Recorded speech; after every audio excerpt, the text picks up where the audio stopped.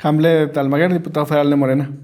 El Poder Judicial es un poder constituido, es decir, es uno de los 3 poderes que fueron creados por nuestra Carta Magna.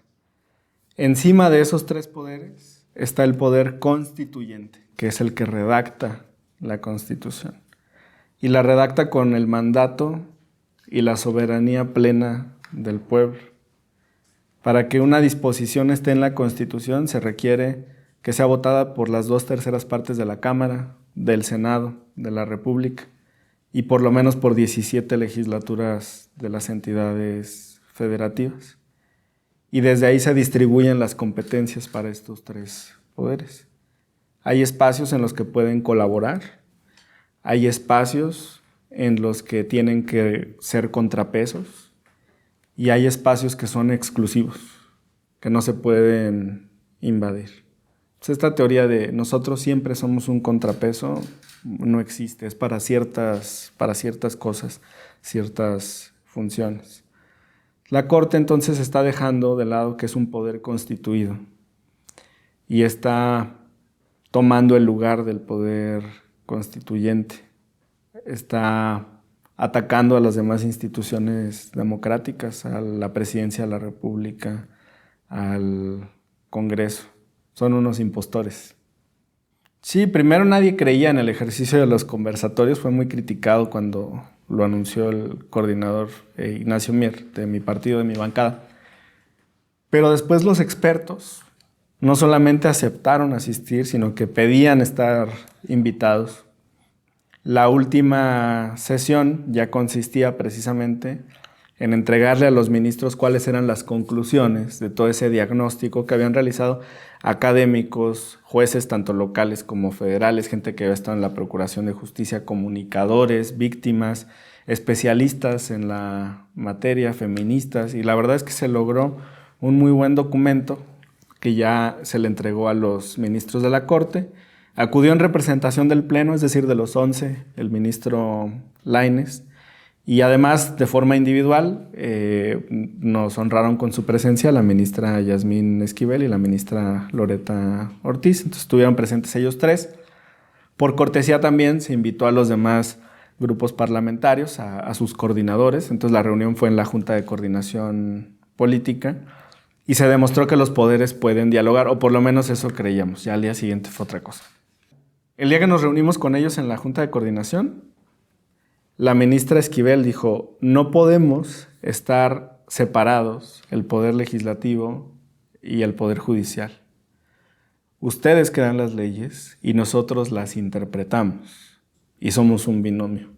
Entonces, esa fue una explicación perfecta de cómo tendría que funcionar el sistema. Y la ministra Loreta le repasó a todos los presentes el modelo que se sigue en cada país para la designación de ministros de la Corte, para comprobar que sí se puede tener un mecanismo diferente y no por eso significa que se está violando su autonomía. El ministro Lainez, que iba en representación de los 11, pidió 2 cosas. La primera dijo que cuando hablen del Poder Judicial no piensen en los 11 que integramos la Suprema Corte, sino que piensen en los 45,000 que colaboran en el Poder Judicial de la Federación. Y la segunda, que cuando se piense en la justicia, no solamente se considere a este Poder Judicial federal, con sus 11 ministros, con su Consejo de la Judicatura, con sus 45,000 trabajadores, sino que también se piense en los poderes judiciales de los estados. Porque a decir del ministro Lainez, ahí es donde está el problema, no en ellos. Me pareció curioso porque en los conversatorios asistieron jueces locales.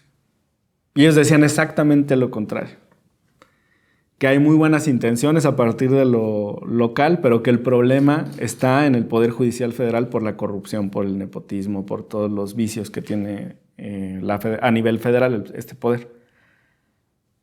Lo que nosotros concluimos de esa exposición del ministro Lainez son 2 cosas.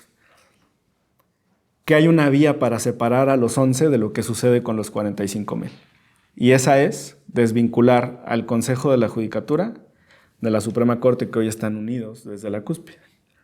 porque quien preside la Corte preside el Consejo. El Consejo es quien supervisa la labor de los jueces, o sea, se supervisan a sí mismos. En el momento que se separen, van a perder poder, pero la flor trae espinas, ¿no? Tienen poder porque tienen el control del Consejo de la Judicatura, pero tienen responsabilidad porque mandan sobre lo que sucede con estos 45,000. No les gusta responder por los 45,000, suelten el Consejo de la Judicatura y dedíquense a dictar sentencias constitucionales. No lo hacen porque saben que pierden peso político y poder, y todo el contubernio también que existe al interior de estas estructuras. Lo que sucedió al día siguiente, pues fue un discurso en un texto en el que ya dan un nuevo golpe al poder legislativo. O sea, el día que fueron a la Jucopo, buenas intenciones, diálogo, colaboración, no piensen en los 11, somos 45,000, el problema está en el Poder Judicial local, y al día siguiente un golpe al Poder Legislativo, porque pretenden presionar para que se designe a los comisionados del INAI. Tengo el honor de formar parte de la comisión permanente. Cuando hay un receso del Senado y la Cámara, se conforma pues un pequeño congreso, un mini congreso, somos 37, y ahí se toman algunas decisiones. No podemos legislar, pero sí podemos aprobar nombramientos o podemos convocar a periodos extraordinarios. Y hasta hoy hemos resistido todos los ataques del Poder Judicial, todas las amenazas del Poder Judicial para convocar al Senado a un periodo extraordinario. Y lo hacemos con un soporte jurídico, con un documento. El artículo 78 es el que establece las facultades de la comisión permanente. Y su fracción cuarta es la que regula bajo qué condiciones se puede convocar a un periodo extraordinario. Y son dos. Que el presidente de la República solicita esa convocatoria, o que nosotros, por voto de 2/3 partes de estos 37, consideremos que un asunto es importante y que se tiene que traer a los senadores de sus estados o a los diputados de todo el país a que acudan a la capital a sesionar sobre un asunto en particular. Ese es el diseño del constituyente que te hablaba hace rato, que está en la cúspide. Y ahora el Poder Judicial, a través de la Corte, pretende también presionar para que fuera de esos dos supuestos convoquemos a un extraordinario. Ahí no dice que el Poder Judicial pueda convocar un periodo extraordinario de sesiones. La Constitución tampoco dice que el Poder Judicial deba de entrometerse en cómo el Senado designa a los comisionados del INAI. Eso se llama facultad exclusiva y soberana.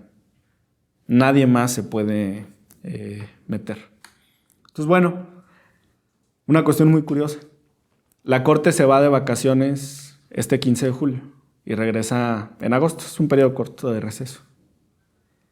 El INAI también entra en receso y el Congreso está en receso. Pero en este marco, ayer, entre 11, no se pudieron poner de acuerdo en cómo le iban a dar la instrucción al Congreso.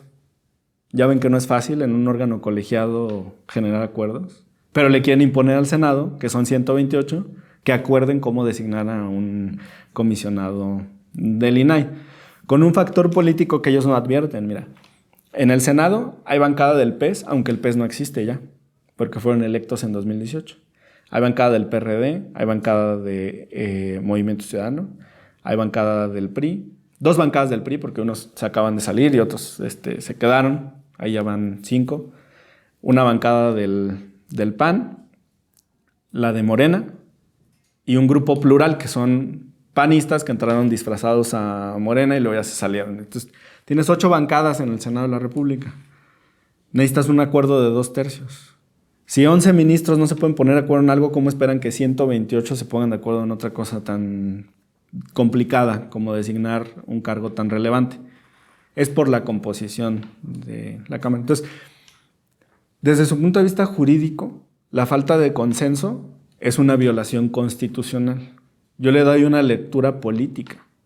La falta de consenso en un parlamento es una consecuencia natural de la voluntad popular. Y es una cuestión política, no jurídica. No nos pueden obligar a que nos pongamos de acuerdo para votar en cierto sentido o en otro. Hay países, sucedió hace algunos años en Bélgica, que no tuvieron gobierno durante más de un año porque el Congreso no se ponía de acuerdo. Y no pasa nada, así funciona la democracia. O sea, no existe una obligación constitucional a tener un acuerdo. Y por eso deben de ser respetuosos de los tiempos del Senado de la República y de la Comisión Permanente. Este constituyente, que es la cúspide, decidió que en la designación de comisionados del INAI participaran dos poderes, que es el Ejecutivo y el Legislativo. ¿Cómo funciona? Primero se tiene que hacer una amplia consulta, se tiene que hacer un examen, se tiene que hacer un análisis, se presenta una lista de personas idóneas ante el Pleno y el Pleno escoge a los comisionados del INAI por 2/3. Y luego, dice la Constitución, el presidente de la República, por cada una de las designaciones, tiene derecho 2 veces a vetar el nombramiento y devolverlo al Senado de la República.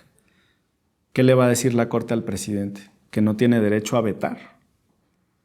Y después hay que darle una lectura a ese veto. El Senado designó recientemente a 2 comisionados. Una mujer que había sido diputada federal del PAN suplente y un hombre que fue el segundo peor examen en este proceso.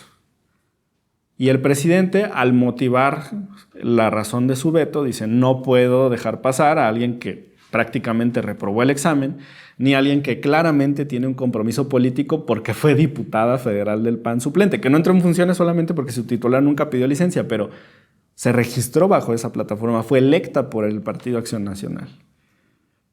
Entonces no es así de sencillo de pónganse de acuerdo y adelante. No podemos poner a alguien con malas calificaciones porque el presidente va a insistir en un veto. No podemos poner a alguien que tenga un vínculo político porque el presidente va a insistir en el veto. Entonces la Corte no puede tronarle los dedos al Poder Judicial, al Poder Legislativo y al Poder Ejecutivo. Ellos son un poder otra vez constituido, no constituyente. El sistema bajo el que está actuando la Corte es de militancia política. Ya poco importan los argumentos jurídicos. Te pongo un ejemplo muy claro. En el Plan B, la Corte dijo que la forma era lo máximo, que sin cumplir con todos los formalismos no podía haber una ley. Y en este debate, el ministro Luis María Aguilar dijo que la forma no importa en el del INAI. Es que no importa que en el texto constitucional y en la ley no diga que el Senado tiene un plazo específico para designar. No importa. Lo que importa es que la Constitución dice que el Pleno del INAI se conforma por 7 comisionados. Entonces no importan los mecanismos, ahí tiene que haber 7 personas. La Corte, como dice una cosa, dice otra. Y te decía, la Corte no le puede tronar los dedos al Poder Legislativo y al Poder Ejecutivo. Lo que sí puede hacer es poner orden dentro del propio Poder Judicial. ¿Y por qué lo digo? Porque una de las 3 vacantes no ha sido designada porque un juez de distrito, que es un juez de primera instancia dentro del Poder Judicial Federal, está el juzgado de distrito, luego el colegiado y luego la Corte, un juez de distrito congeló ese procedimiento. Entonces leen el expediente y dicen, sí, aquí un juez que depende de nosotros dijo que no puedes designar, pero ¿sabes qué? Aunque dijo eso el juez, para mí tú estás en falta porque no has designado. Bueno, pero si tú dijiste que no designemos, ¿cómo me echas la culpa de algo que está haciendo tu propio poder? Primero que pongan orden en casa. Hay sangre nueva, vientos de cambio, transformación en el Instituto Nacional Electoral con la llegada de 3 nuevos consejeros, particularmente la consejera Tadei, el consejero Montaño de Tabasco, la consejera Rita Bel de Oaxaca.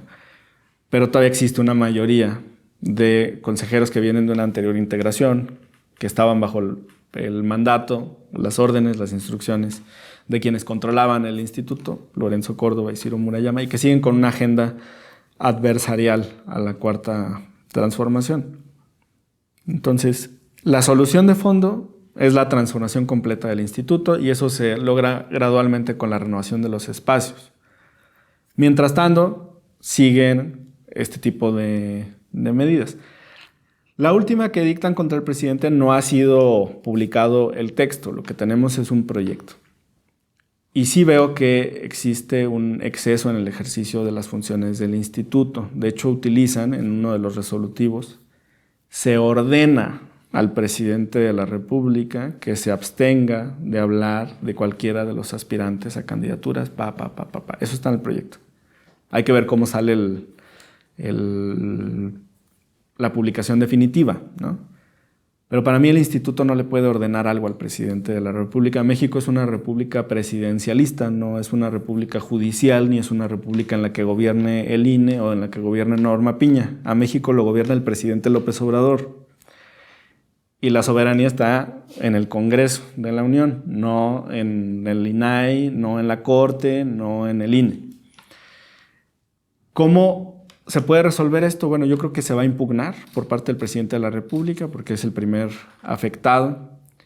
Podría impugnar también la ciudadanía porque a final de cuentas millones de mexicanos se informan a través del ejercicio de rendición de cuentas que celebra todas las mañanas.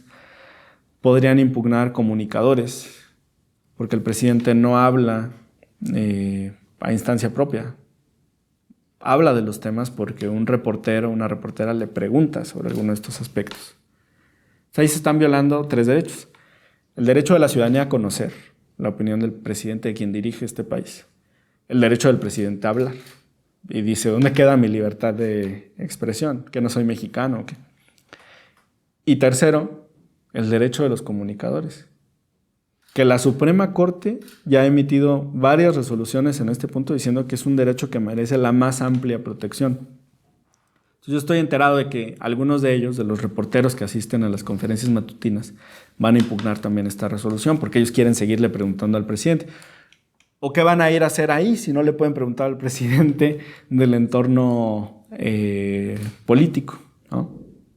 Pues vienen muchas licencias porque yo creo que en el último periodo varias compañeras y compañeros van a buscar ya otras aspiraciones, otros cargos. Pero ya hablando en serio, primero el presupuesto. Es algo que se tiene que aprobar en este periodo de sesiones. Yo invito a mis compañeras y compañeros a que revisemos con lupa el presupuesto del Poder Judicial. Ahí hay muchos excesos, hay muchos lujos que son ofensivos y que son profundamente injustos en un país como México. Segundo, estamos en el análisis de si vale la pena una reforma al Poder Judicial gradual o esperar una de gran calado. Creo que el punto de desvincular al Consejo de la Judicatura de la Suprema Corte podría avanzar ya. No veo una razón por la cual requiramos esperar a una reforma de mayor extensión. Ese es un punto que ya se puede abordar en el próximo periodo. La extinción de los fideicomisos del Poder Judicial también podría aprobarse en el próximo periodo. Hay asuntos en los que ya podemos avanzar. Yo no creo que debamos de renunciar a legislar en el tercer año de esta conformación de esta legislatura. Hay que seguir cumpliendo con esa labor que encomienda el pueblo de México. Además, es cierto, necesitamos una mayoría calificada en el 24 para una reforma constitucional, pero hay ciertos puntos en los que creo que nos bastan los números actuales para avanzar y no entiendo por qué tendríamos que esperar. Hola amigos, soy Hamlet, diputado federal de Morena por el estado de Jalisco y los invito a ver la 4TV. Vamos a hablar del Poder Judicial y de la forma en la que está invadiendo las competencias del Poder Legislativo y cómo presiona también al Poder Ejecutivo, al presidente de la República.